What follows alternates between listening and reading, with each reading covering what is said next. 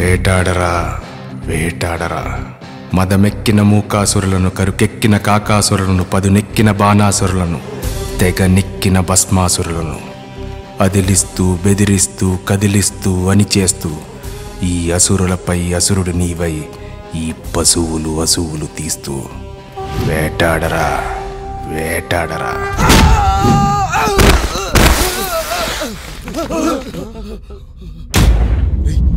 Jailer రా.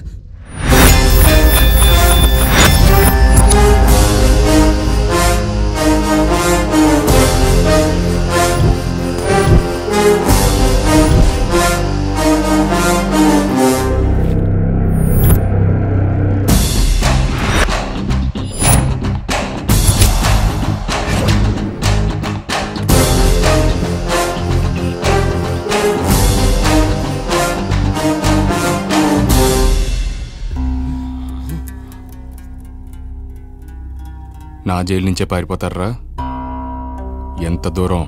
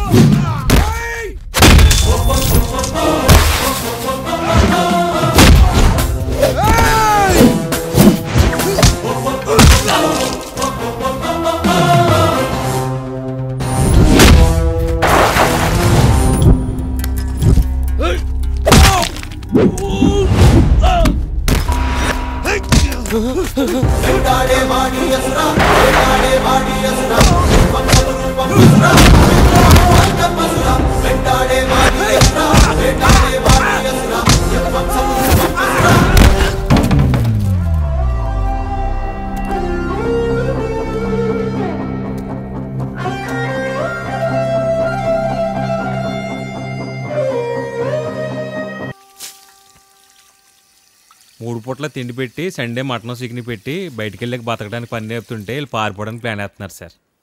వీళ్ళు మారారు సార్. మార్పు అంత ఈజీ కాదు. జైల్లోకి వచ్చే నేరస్తులు మార్చడానికి మనం ట్రై చేస్తాం మాధవ.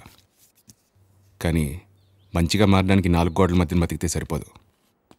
4 మంచి మనుషుల మధ్యన బతకాలి. వాళ్ళు ఇక్కడ దొరకరు. ఒకవేళ ఇక్కడ దొరికినా వాళ్ళని వీళ్ళు మార్చేస్తారు సార్.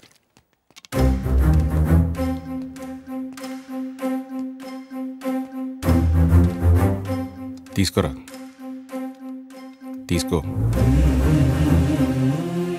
6 కిలోమీటర్లు ఆగకుండా పరిగెత్తావు కదా, అలసిపోయింటావు. తప్పించుకోవడం అంటే తప్పుని పెంచుకోవడమే. అయినా ఎంత దూరం పారిపోతావు? ఇంకో 10 రోజుల్లో రిలీజ్ అవబోతున్నావు. ఇప్పుడు పారిపోవాల్సిన అవసరం ఏమొచ్చింది? మా అమ్మ బ్రతకదు సార్. నేను ఈ శిక్ష అనుభవిస్తుందే మా అమ్మ కోసం. నేను ఆ యూనియన్ లీడర్ని కావాలని కొట్టలేదు సార్. యూనియన్ గొడవలు తగ్గించడం కోసం మా ఫ్యాక్టరీ ఓనరే నాతో ఆ పని చేయించాడు. నేను ఆ పని చేస్తే మా అమ్మకు లివర్ డోనర్ని చూపిస్తాన్నాడు. కానీ ఇప్పుడు మా అమ్మ పరిస్థితి ఏం బాగలేదు సార్. ఆ ఓనర్ గడి మాట్లాడలేదు. నేనేం చేయాలి? కారణాలు తప్పులను తగ్గించలేవు, శిక్షల్ని తప్పించలేవు. ఏది ఏమైనా నువ్వు చేసిన తప్పు మళ్ళీ నిన్ను నువ్వు నమ్ముకోవాలి. నువ్వు ఇంకొకరిని నమ్ముకున్నావు. అదే సమస్య.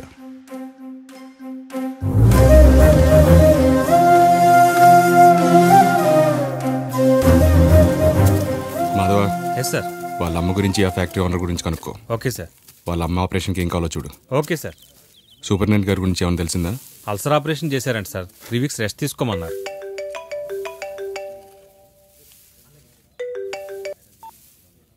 హలో. హలో ధర్మ, ఎక్కడున్నావు?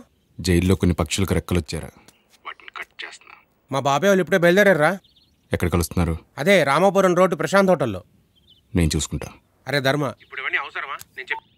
ధర్మ ధర్మ వీడు విండు. మీ ఫేవరెట్ ఎఫ్ఎం లో మనందరి ఫేవరెట్ మ్యూజిక్ డైరెక్టర్ ఇళయరాజా గారి పాట చేస్తుంది. మీరు ఎంజాయ్ చేయండి. పద పద. ఆపండి ఆపండి, బండి అటు పెట్టండి. అటు.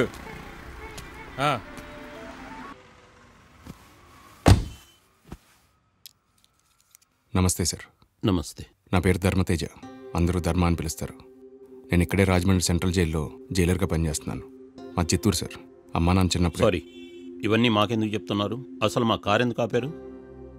మీకు ఒక విషయం చెప్పాలి సార్. అది మీకు నచ్చచ్చు నచ్చకపోవచ్చు, కానీ వినాల్సిన అవసరం మీకుంది. నేను మీ అమ్మాయిని పెళ్లి చేసుకుందాం అనుకుంటున్నాను సార్. మీరు ఆ పెళ్లి చూపులకు వెళ్ళాల్సిన పని లేదు. కాగు. వాతావరణం వేడెక్కినట్టుంది, కూల్ అవ్వండి. మీరు కూడా సార్ కూల్ అవ్వండి. తీసుకోండి సార్. తీసుకోండి సార్. నీకు తను ముందే తెలుసా? మేము 3 సంవత్సరాల నుంచి ఒకరినొకరు ఇష్టపడుతున్నాం. 3 years కాదు, 5 years. ధర్మ కాలేజ్లో నాకు సూపర్ సీనియర్. నువ్వు మాట్లాడు హారిక. పెళ్లి చూపులు అనగానే కొత్త బట్టలు వేసుకొని స్టైల్గా బయలుదేరావు. మన విషయం మీ నాన్నగారికి ముందే చెప్పి ఉండాల్సింది.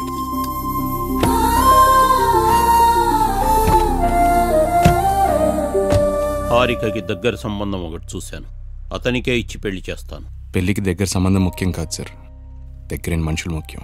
చూడు, హారిక పెళ్లి విషయంలో నేను ఆల్రెడీ ఒక నిర్ణయం తీసుకున్నా. నువ్విలా నడి రోడ్లో మొదలుపెట్టిన ఈ డిస్కషన్ ఇక్కడే వదిలేసి మా ఇంటి దాకా తీసుకురావద్దు ప్లీజ్.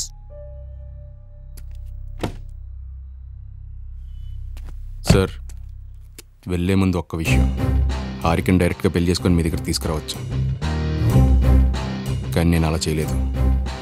అది మేము మీకు ఇచ్చిన మర్యాద. కానీ ఆప్షన్ ఇంకా ఓపెన్గానే ఉంది. మీ టైం ఒక 10 నిమిషాలు వేస్ట్ చేసి ఉంటే సారీ.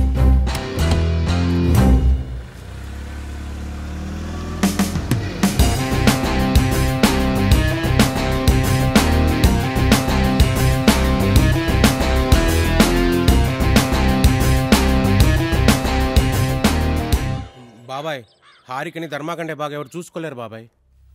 నాకు ధర్మ గురించి బాగా తెలుసు బాబాయ్. ఇందాకే కమిషనర్ ఆఫీస్లో మా వాడితో మాట్లాడాను. వాడి చరిత్ర మొత్తం చెప్పారు. అయినా వాడు నాతో ఉన్న 5 నిమిషాల్లోనే వాడి సంగతి అర్థమైంది. చూస్తూ చూస్తూ నేను నా కూతుర్ని వాడికిచ్చి పెళ్లి చేయలేను. ఒప్పుకుంటా, వాడి కోపం ఎక్కువే. వాడి జీవితంలో ఎదురుపడిన పరిస్థితులు అలాంటివి. 9 ఏళ్ల వయసులోనే వాడి జీవితంలో చాలా కోల్పోయాడు. రాజకీయ ముఠా కక్షలకి అతి దారుణంగా నడి రోడ్డు మీద వాడి కళ్ళ ముందే వాళ్ళ అమ్మా నాన్నని చంపేశారు. ఆ చంపేసిన వాళ్ళు 6 నెలలు తిరగకుండా బయటకు వచ్చారు. అప్పుడు ఆ అన్యాయాన్ని భరించాడు, ఒంటరిగా ఎదిగాడు, ఏ చిన్న తప్పుని సహించలేని మనిషిలా మారిపోయాడు. ఒరేయ్, వాడిని దృష్టిలో మంచివాడై ఉండొచ్చు, కానీ మనకు సెట్ కాడరా. నేను ఊరెళ్ళాక మళ్ళీ ఆ పెళ్లి వాళ్ళతో మాట్లాడి నీకు కాల్ చేస్తాను. ఇక్కడ హారికని కోర్సు అయ్యేదాకా జాగ్రత్తగా చూసుకో. బాబాయ్,